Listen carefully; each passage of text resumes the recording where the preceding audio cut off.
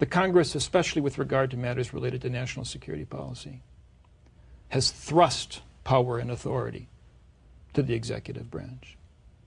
We have created an imperial presidency. The Congress no longer is able to articulate a vision of what is the common good. The Congress exists primarily to ensure the re-election of members of Congress. As the imperial presidency has accrued power, the imperial presidency, surrounding the imperial presidency, has come to be this group of institutions called the national security state. CIA, the Joint Chiefs of Staff, the Office of the Secretary of Defense, the other intelligence agencies. Now, these have grown since the end of World War II into this mammoth enterprise.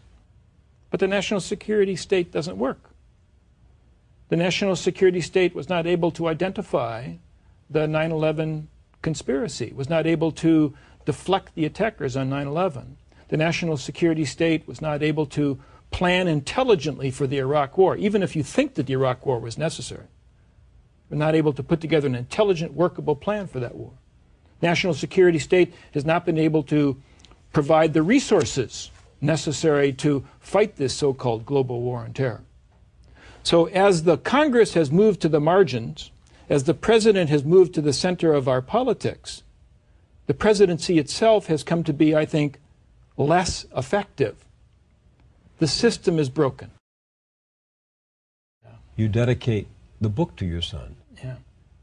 Well, my son was killed in Iraq, and I don't want to talk about that because it's very personal. But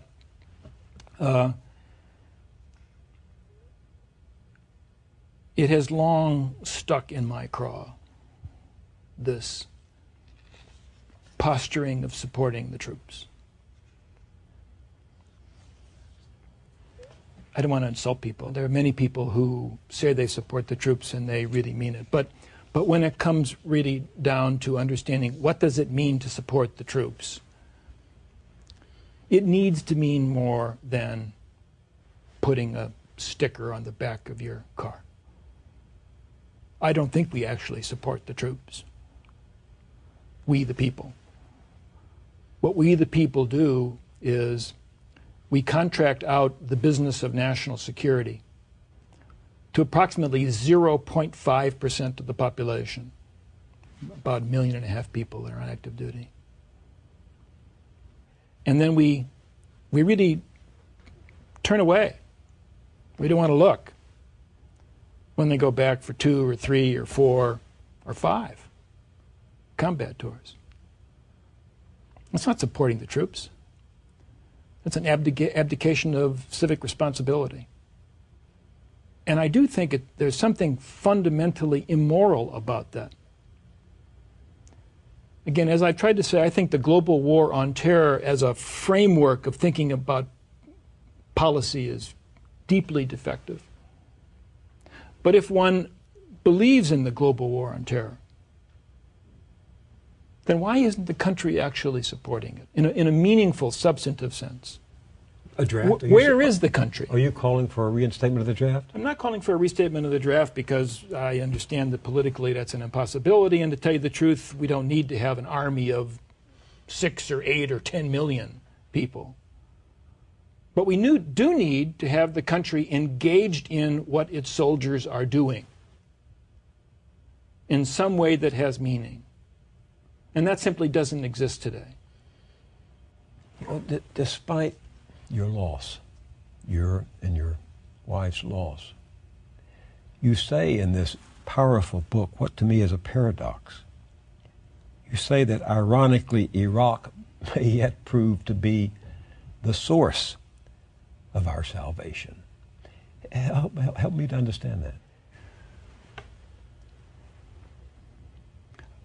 We're going to have a long argument about the Iraq War, we Americans, not unlike the way we had a very long argument about the Vietnam War.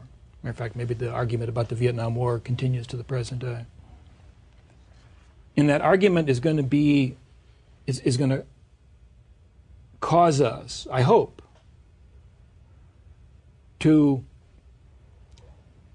ask serious questions about where this war came from. How do we come to be a nation in which we really thought that we could transform the greater Middle East with our army? What have been the costs that have been imposed on this country? Hundreds of billions of dollars, some projections $2 to $3 trillion. Where's that money coming from? How else could it have been spent? For what? Who bears the burden? Who died? Who suffered loss? Who's in hospitals? Who's suffering from PTSD? And was it worth it?